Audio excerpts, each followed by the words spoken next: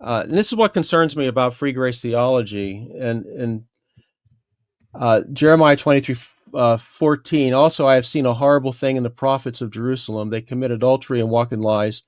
They also strengthen the hands of evildoers so that no one turns back from his wickedness. All of them are like Sodom to me, and their inhabitants like Gomorrah. Don't you see that the concept of not stopping somebody or not warning somebody of their sin, that they're heading to destruction, don't you see that as a contradiction of a verse like that? So again, I'm going to say I never said, and I strongly denied by appeal to Galatians 6 that we should not, I never said we should not warn people of their sin. I denied that explicitly. The problem with these people in Jeremiah, these false prophets, they're false prophets. What does it mean to be a prophet?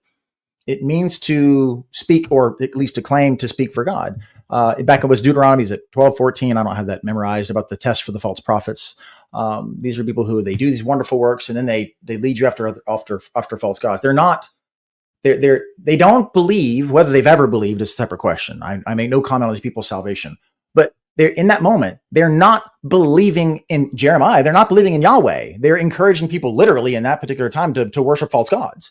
And so historically, that's because of what was going on with Babylon. And they were, well, I'll tell you, let's go to these other gods. Let's go to Egypt. They'll protect us. And God's like, just trust me. And the false prophets were taking people in a wicked direction because they didn't trust Jesus. That, well, for them would have been trusting Yahweh and divine, progressive revelation. Mm-hmm. So to me, a verse like Jeremiah 23 is far from a problem for free grace. This is exactly what we say. We want you to understand that sin is a serious thing. It doesn't mean you're not saved, but it means that you're not trusting in Jesus right there.